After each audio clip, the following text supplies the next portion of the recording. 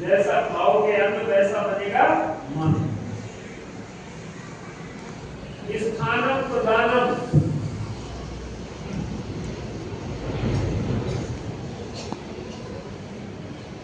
और एक बात और कहती गई है वो क्या कि मानव किसी भी कार्य को करने से पहले शारीरिक रूप से वो व्यवस्थित हो, क्योंकि मन तो उसके हाथ में नहीं है।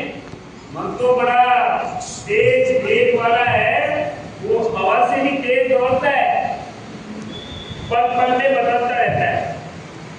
लेकिन हमारे बड़े बड़े ऋषि मुनियों ने कहा कि उस मन को कंट्रोल करने के लिए, उस मन पर अंकुश लगाने के लिए, उस मन को विभिन्न प्रकार के उससे बांधने के लिए पहले शारीरिक रूप से व्यवस्थित शरीर को व्यवस्थित, क्योंकि मन का निवास कहाँ है? शरीर में। तो शरीर को व्यवस्थित करना, अपने बड़े बड़े ऋषि मुनि आपने देखे, उनकी कहानी भी सुनी है। स्वामी विवेकानंद के जीवन के बारे में कि एक शिला पर बैठ करके उन्होंने बहुत लंबी तपस्या की। जितने भी हमारे यहाँ पर कोई राजा महाराजा हुए होंगे, चाहे वो हिरण्यकश्यप जैसा राक्षस भी हुआ तो भी तपस्या से उसने वरदान मांग लिया,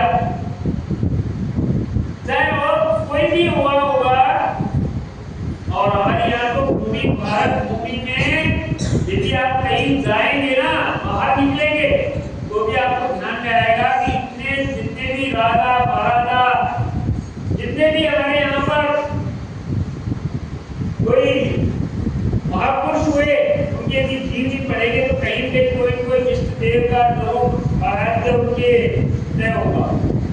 और उसी कड़ी में आप देखेंगे तो चाहे गणेश जी का तत्वपूर्ण होगा, चाहे हमारा जिला अपने आमेर की शिला देवी होगी, चाहे हमारा अनेकों नीलकंठ महादेव होंगे, अनेकों स्थान, चाहे एक लिंग जी होंगे, चाहे खाटू श्याम जी होंगे। आप यदि कहीं पर उनका इतिहास पढ़ेंगे, उन राजा महाराजाओं ने इतनी तपस्या की और उनकी रक्षा उस इष्ट देव की, उसी इष्ट देव के बल पर उन्होंने अपनी प्रजा का पालन किया। तो मुझे बड़ा दुख हुआ, कष्ट हुआ कि आप रामनवमी का पर्व मना रहे हैं